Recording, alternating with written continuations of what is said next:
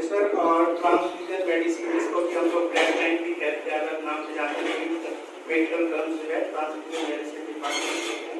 और इन्होंने इस डिपार्टमेंट को बहुत ही ऊंचाइयों तक पहुंचाया है। और कोरोना काल में आपने देखा होगा हर दूसरे या चौथे दिन आपका कोई ना कोई आर्टिकल या इंटरव्यू आता रहता था। तो थैंक यू, आप हमारे कार्यक्रम में आए, हमारी सुबह बनाए। Thank you. अब मैं बुलाना चाहूँगा इंजीनियर विनीता जी को। विनीता कौशल शक्ति विभाग में है और इनकी शक्ति बहुत है, लेकिन ये कभी दिखाई नहीं देती है। ये हमारी बहुत सीनियर है, लेकिन इतनी सिंपल, इतनी सीधी कि अगर कभी हम कुछ भी बोलते हैं तो तुरंत कहते हैं हाँ ठीक है, कोई दिक्कत नहीं। जबकि पावर सप्लाई इन्हीं की वजह से आ रही है, जब हम लोग बोल रहे हैं तो इतनी पावर होने के बाद में भी बहुत ही सिंपल रहती है, सरल रहती है। तो आपका स्वागत है और इस गुड वुमेन्स डे में आपको मैं बुलाना चाहूँगा श्रीमती अंजलि सारस्वत शर्मा जी को। कविता में तो बहुत माहिर, नेशनल इंटरनेशनल हर लेवल पे इन्होंने कविताएं भी की हैं और भी लेख भी लिखे हैं। आइए, तो आज हम इनकी कविताएं भी सुनेंगे और इस कार्यक्रम में इसके विचार भी देखेंगे और इनके और भी खास बातें हैं जो मैं कार्यक्रम में धीरे धीरे आगे आपको बताऊंगा। धन्यवाद अंजलि जी। अब मैं बुलाना चाहूंगा एक और विनीता जी को, विनीता सिंह जी।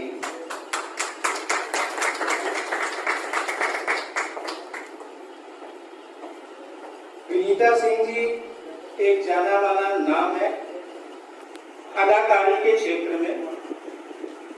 आप बहुत ही अच्छी उम्दा एक्टर हैं और इनके बारे में थोड़ा और परिचय देंगे जैसे जैसे कार्यक्रम आगे बढ़ेगा। लेकिन एक सबसे मुख्य परिचय ये देंगे कि ये रंगमंच की इतनी सशक्त कलाकार हैं कि लॉकडाउन के बाद जो पहला नाटक का मंचन हुआ था लखनऊ में, पंच लाइन, वो आप ही का था और इसमें इन्होंने बहुत ही अच्छा रोल किया था। क्या नाम था उनका? गुलरी भौजी का बहुत अच्छा रोल किया था में, और ये फिल्मों में भी है और न्यूज चैनल में भी है। तो अदाकारी की ये मास्टर है। अभी हम इन लोगों की अदाकारी देखेंगे। और मैं पहली बार मिला था तो इन्होंने उमराव जान का एक डायलॉग जो है वो सुनाया था। बहुत लंबा डायलॉग था और बहुत ही अच्छे भावुक उतार चढ़ाव के साथ में। अब मैं बताना चाहूँगा कि जो आज हमारी प्रोफेसर और ट्रांसफ्यूजन मेडिसिन, जिसको कि हम लोग ट्रांसप्लांट भी कहते हैं, अलग नाम से जानते हैं, मेडिकल टर्म जो है ट्रांसफ्यूजन मेडिसिन डिपार्टमेंट के हैं।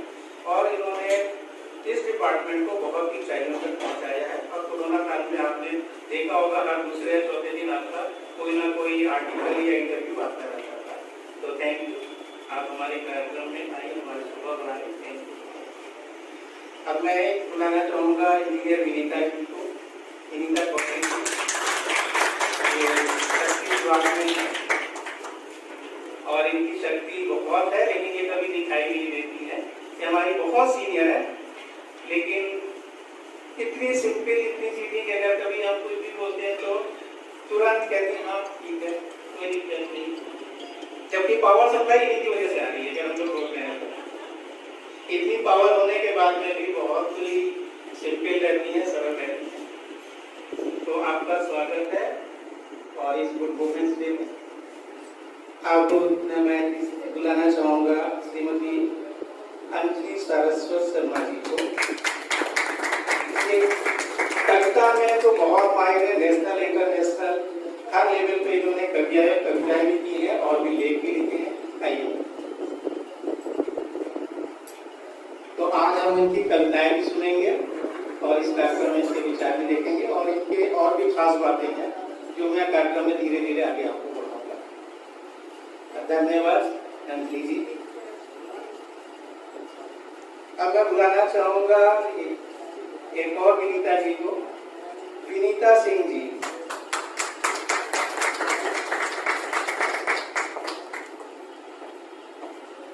विनीता सिंह जी एक जाना माना नाम है अदाकारी के क्षेत्र में। आप बहुत ही अच्छी उम्दा एक्टर हैं और इनके बारे में थोड़ा और परिचय देंगे जैसे जैसे कार्यक्रम आगे बढ़ेगा।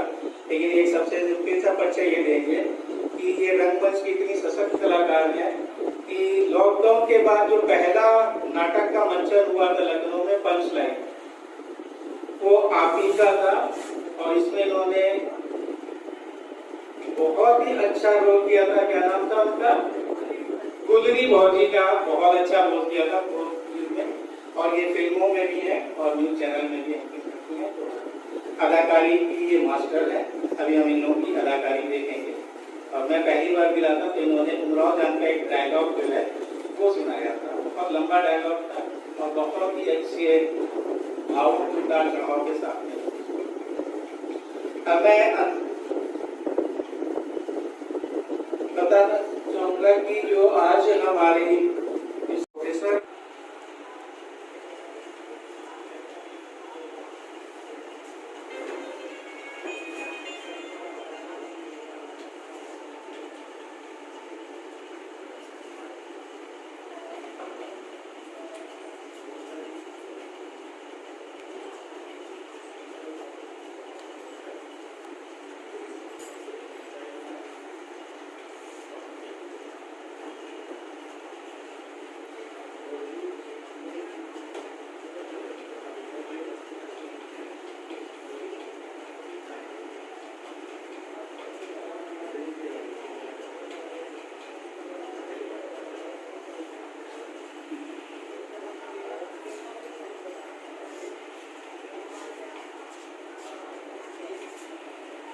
भूलिका जी को जल्दी जाना भी है, उनके कई काम हमें है, इसलिए थोड़ा सा हम लोग जल्दी से करेंगे।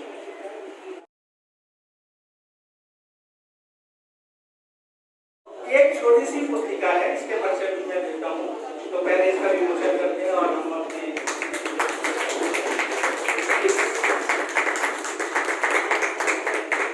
आदर्श महिला दिवस पर कुछ प्रेरणादायक स्त्रियों के यहाँ पे संकलन है। किस तरीके से उन्होंने समाज को, परिवार को प्रेरणा दी है।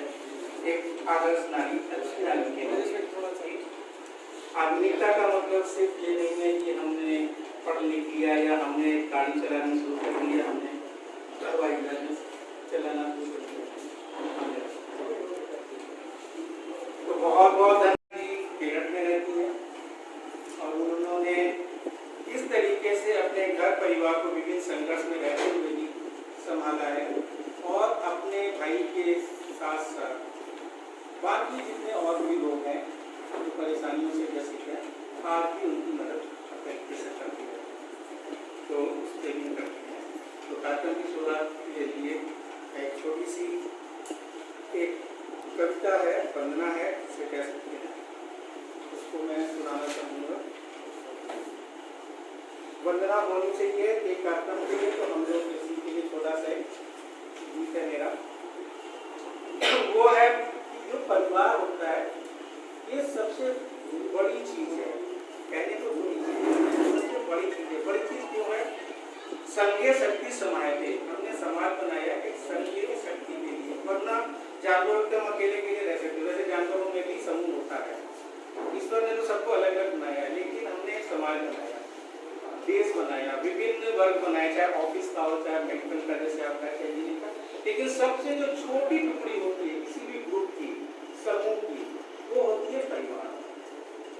और परिवार हमें मिलता है जन्म के समय से।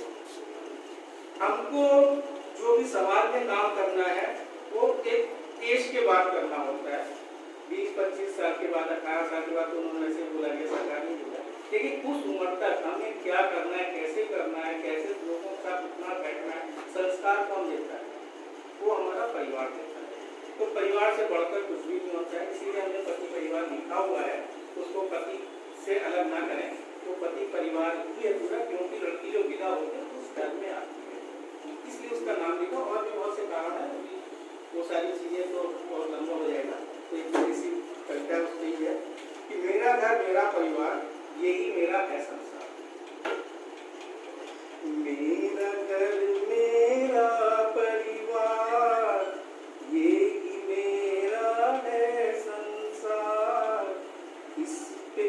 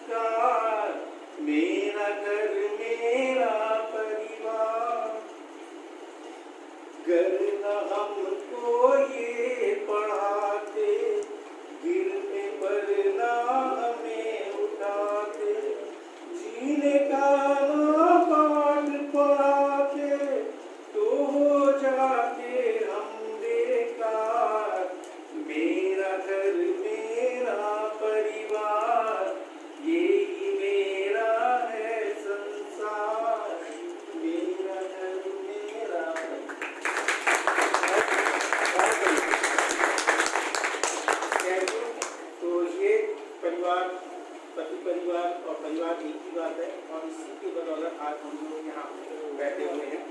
और इसके बारे में सबसे ज़्यादा अगर मैं क्या था परिवार खानदान जो है चिकित्सा सेवा में एक समाज की सेवा करें।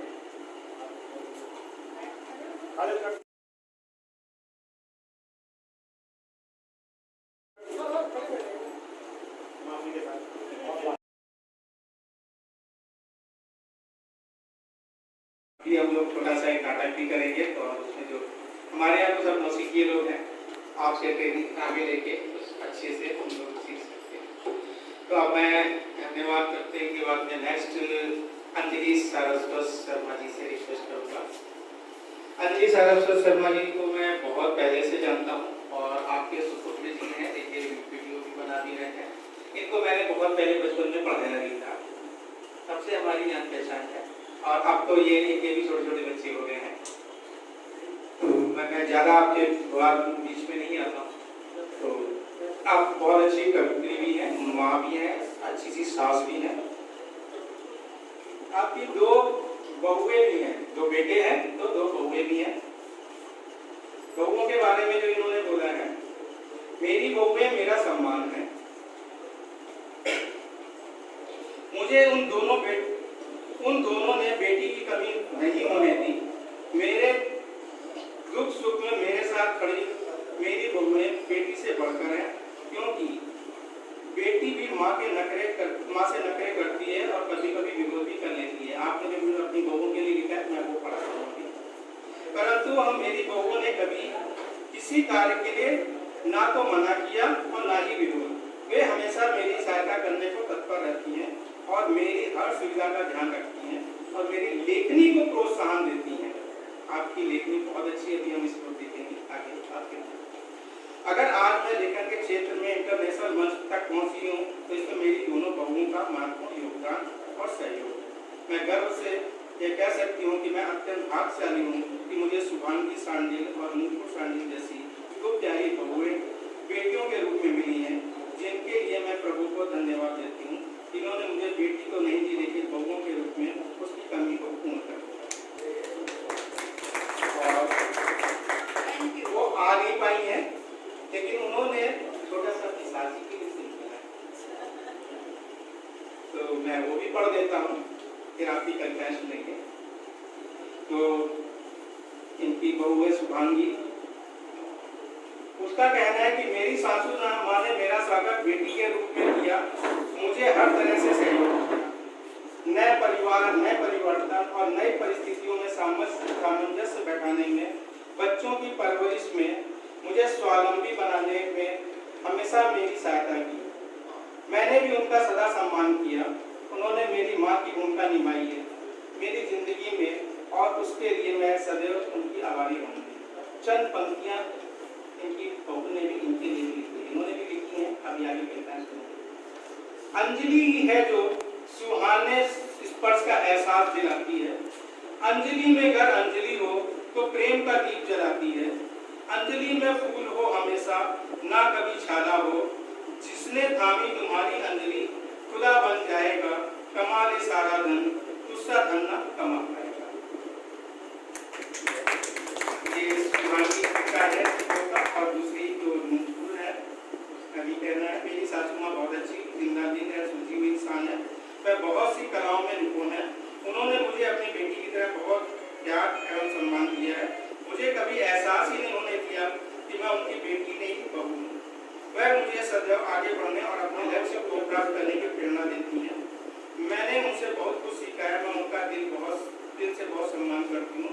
मैं बहुत खुश नसीब हूँ कि मुझे सास के रूप में माँ उन्होंने मेरा सदैव साथ दिया है। मैं उनके प्यार और सहयोग के लिए उनकी तहे दिल से शुक्रगुजार हूँ। तो ये सास बहू का प्रेम है, और अगली बार हम लोग एक सास बहू सम्मान भी रखेंगे उसके लिए। तो मिस हो गया है, लेकिन ये आपके पति देव भी हमारे सामने बैठे हुए हैं। देखिए एक आवाज देने के लिए देखिए हंसी निकलती है, क्योंकि अंजलि जी साथ में है और ये सुपुत्र हैं उनके। अब मैं ज़्यादा बीच में नहीं आता हूँ, आप और लोगों को भी नहीं, तो अंजलि जी से मैं चाहूँगा कि अपने दो शब्द बोलें। और हमें अपनी कविताएं सुनाए जो इन्होंने हमारी ग्रुप में लिखी हुई हैं। बहुत बहुत धन्यवाद भाई साहब आपका और थैंक यू सो मच सभी का सभी मित्रों। मेरा एक बहुत महत्वपूर्ण डायलॉग कह सकते हैं या मेरे विचार कह सकते हैं उसको आप, वो ये है कि अगर कोई बेटी आपके घर में आती है किसी की बहू बन के, तो जैसे आप एक पौधे को ट्रांसप्लांट करते हैं दूसरी जगह, तो पहले गमले में खाद मिट्टी पानी उसको पहले उसको मैनेज करते हैं अच्छे से, फिर उसके बाद कोई दूसरा पौधा उसके ऊपर लगाते हैं, जबकि आपको पता है कि वो सीजनल पेड़ है, केवल 3 महीने आपको फूल देगा।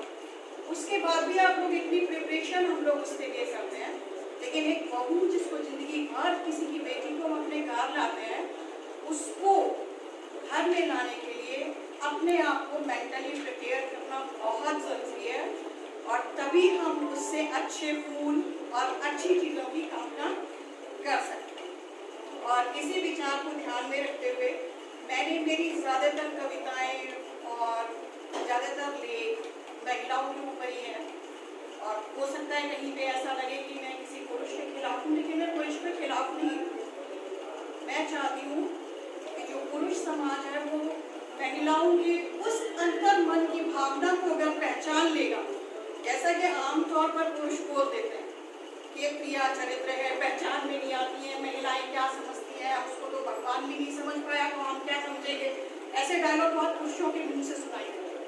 तो मैं चाहती हूँ कि मेरी जो कविताएं हैं उनके माध्यम से मैं पुरुषों के मन में भी उसके अंतर मन में छिपी हुई भावनाओं को अभिव्यक्त करूँ, जिससे कि वो एक अच्छा खुशहाल परिवार बन सके।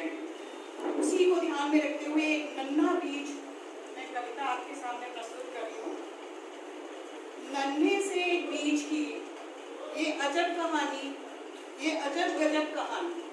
वो लड़की बस आ तो जाएगी आपके घर में, कहीं पे भी पनप भी जाएगी, ये उसको हमने ध्यान में रखते हुए लिखा है कि नन्हे से एक बीज की ये अजब गजब कहानी, जग मिला ना थल मिला, मिला ना उसको पानी, कंकड़ों के बीच निकलकर बना दी नई कहानी, फिर भी मैंने उसको हर्षाते देखा, खुशियाँ बांट कर हंसते देखा, थोड़ी सी ही थी उसके पास दिन रात की ये रवानी, दुनिया को यह सिखलाता है न बन दुख भरी कहानी, जब तक तन में जानो चाहे बट मूर्छा अपनी रवानी, ना मिला उसे कभी किसी से हवा खाद और पानी, फिर भी पुष्पों से सज्जित होकर फिर भी छेड़े राग मल्हारी। तो ऐसी स्त्री होती है, कोई भी स्त्री जब शादी करके आती है लड़की, तो एक्सेप्शंस हर जगह हो सकते हैं, लेकिन ज़्यादातर लड़कियां का में ये भावना नहीं होती है कि वो परिवार को तोड़ने के लिए जाएं। उसके मन में भी ये भावना होती है कि मैं घर बसाने जा रही हूँ, और उसके लिए सब सेक्रीफाइस करने को तैयार रहती है वो हमेशा। और इसको कुछ ध्यान में रख के मैंने लिखा है कि अंतर्मन, अंतर्मन कविता इसमें भी छापी है भाई साहब विषय है। तो उसका ये है कि स्त्री कभी हार नहीं मानती। ये सच है कि वो आत्मबल से पुरुषों से बहुत स्ट्रांग होती है, वो जल्दी अपनी जिंदगी से हार नहीं मानती है, जबकि उसको स्ट्रगल्स बहुत ज़्यादा करने पड़ते हैं। उसी पे ध्यान में रखते हुए लिखा है कि हारी नहीं हूँ मैं जिंदगी से, हारी नहीं हूँ मैं जिंदगी से, बस नहीं आता हर बात को यूं हंसी में उड़ाना, बस नहीं आता हर बात को यूं हंसी में उड़ाना, थकी नहीं हूँ मैं जिंदगी में, थकी नहीं हूँ मैं जिंदगी में, बस नहीं आता हर काम से जी चुराना, हर काम से यूं जी चुराना, परेशान नहीं हूँ मैं जिंदगी से, परेशान नहीं हूँ मैं जिंदगी से, बस नहीं आता हर भावना को यूं हर एक को समझाना, हर भावना को यूं हर एक को समझाना, पत्थर नहीं हूँ मैं जिंदगी में, पत्थर नहीं हूँ मैं जिंदगी में, बस नहीं आता हर गम को यूं सबको दिखाना। अकड़ी नहीं हूँ मैं जिंदगी में, अकड़ी नहीं हूँ मैं जिंदगी में, बस नहीं आता हर शाख को यूं हर पल झुकाना। बेबस नहीं हूँ मैं जिंदगी में, बेबस नहीं हूँ मैं जिंदगी में, बस नहीं आता हर सांस को यूं बेवक्त बजाना, हर सांस को यूं बेवक्त बजाना। और तड़पी नहीं हूँ मैं जिंदगी में, तड़पी नहीं हूँ मैं जिंदगी में, बस नहीं आता हर घाव को यूं अपनों को दिखाना, अपनों को दिखाना। वो हर घाव अपने अंदर रख लेती है, जाहिर नहीं करती है। और ये वुमेन्स डे स्पेशल पे मेरी एक इंटरनेशनल हमारा ग्रुप है PLG का, उसमें मैंने ये कविता लिखी थी। चूँकि इंग्लिश की पोएट्रीज होनी थी तो कुछ इंग्लिश में लिखे हैं कि इंग्लिश की कुछ कविता लिखी है मैंने, क्योंकि इंटरनेशनल उसमें एक इंग्लिश की पोएट्री मुझे शो करनी थी। तो उसमें मैंने एक लेडीज़ के बारे में सब कुछ व्याख्या की है, उसके और कुछ हिंदी में भी लिखा है। वो दोनों कविताएं मैं एक साथ आपको पढ़ के सुनाऊंगी। There are many lines, एक औरत की जो सही कहानी है उसको मैंने दर्शाने की कोशिश की है। There are many lines on her forehead. There are many lines on her forehead. Still she smiles. Still she smiles. And there are many dreams in her eyelids. Still she weeps. Still she weeps. There are many thunderstorms in her heart. Still she sings. There are many tears in her eyes. Still she laughs. There are many sorrows in her life. Still she dances. There are many misunderstandings in her brain. Still she loves. There are many wounds in her hands. Still she works. There are many drops of sweat in her body. Still she cooks. There are many pains in her legs. Still she runs. And there are many problems in her mind. Still she plays. This is a woman and this is a mother. Not only mother, wife also. पत्नी भी वही काम करती है अपने पति के लिए जो एक माँ अपने बेटे के लिए करती है। अगर ये बातें हम लोग भी समझ लें तो एक पति उसको अच्छे से समझ के उसकी बातों को समझ सकता है।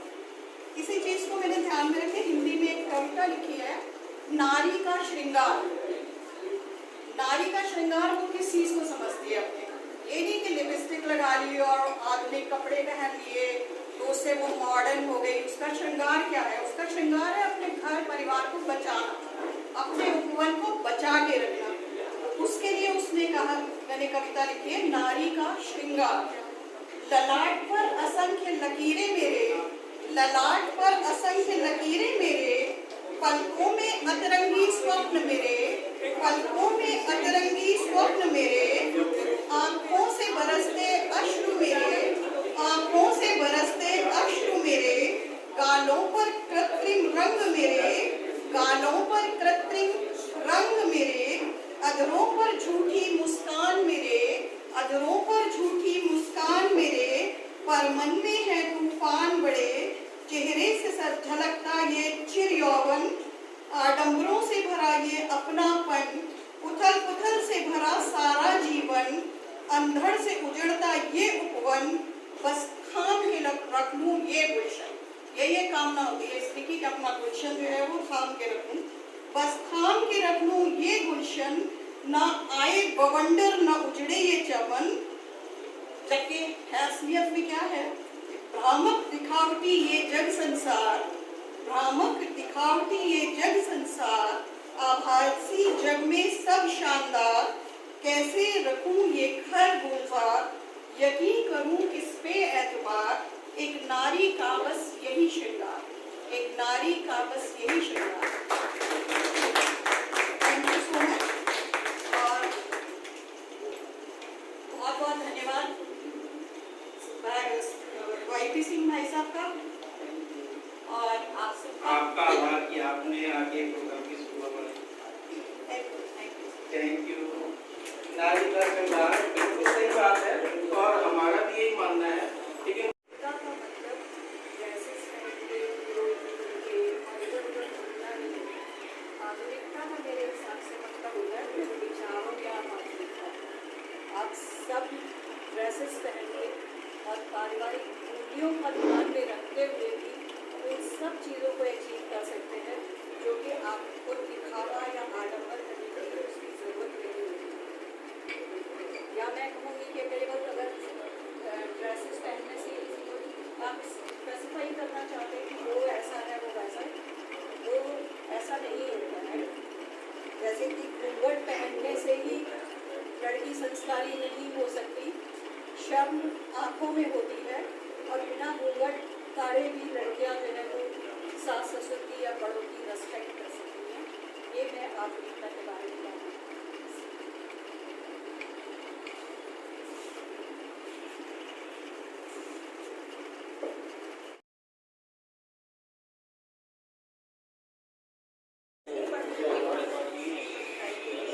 मेरा सबको एक ये संदेश है कि जैसे हम लोगों ने कोशिश की कि अपने बेटों को ऐसे संस्कार दें कि वो बाहर जाके भी सही रहे और घर में भी अच्छे संस्कारी बच्चे बन के रहे, वैसे ही पर आजकल हम लोग देखते हैं कि लड़कियों के पेरेंट्स जो हैं वो लड़की के विदा होने के टाइम पे भी उसको बोल देते हैं बेटा तुम्हारे साथ कुछ होगा तो मेरे को एक फोन कर देना, हम तुरंत आ जाएंगे।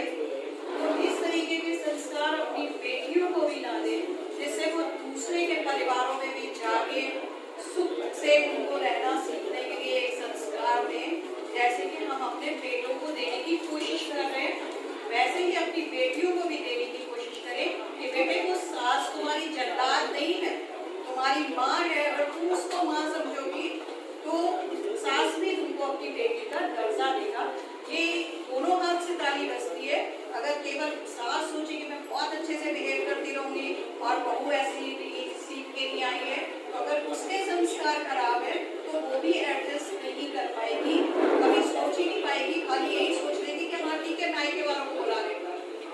जबकि ऐसा नहीं होता। पति के साथ तो पति बहुत ज्यादा एडजस्ट करने की कोशिश करते हैं अगर संस्कारी बच्चे हैं। एक्सेप्शंस पे नहीं जा रही हूँ, एक्सेप्शन नहीं पे गलत होते हैं, लेकिन आजकल के लड़के भी एडजस्ट करने की कोशिश करते हैं और उस कंडीशंस में लड़कियों को भी एडजस्ट करना आना चाहिए और ससुराल को अपना घर समझ के उसमें अच्छे से रहना चाहिए। सास को माँ ही समझ के रहे तो अभी कोई दिक्कत आपस में नहीं है। माँ का प्यार, पत्नी का सुख और बेटी का दुलार, तीनों और ये परिवार की धुरी है हमारी, जो हमारा परिवार कह सकते हैं कि हम संपन्न सुखी या सभी कुछ है, तो जो भी है इन्हीं के कारण है। तो आप चाहेंगे कि ऐसे ही स्त्रियां सभी हों, पत्नियां हों। और बेटा पिंकी जी आप भी दो शब्द में ही तुमने सब कुछ व्याख्या कर दी। Thank you. और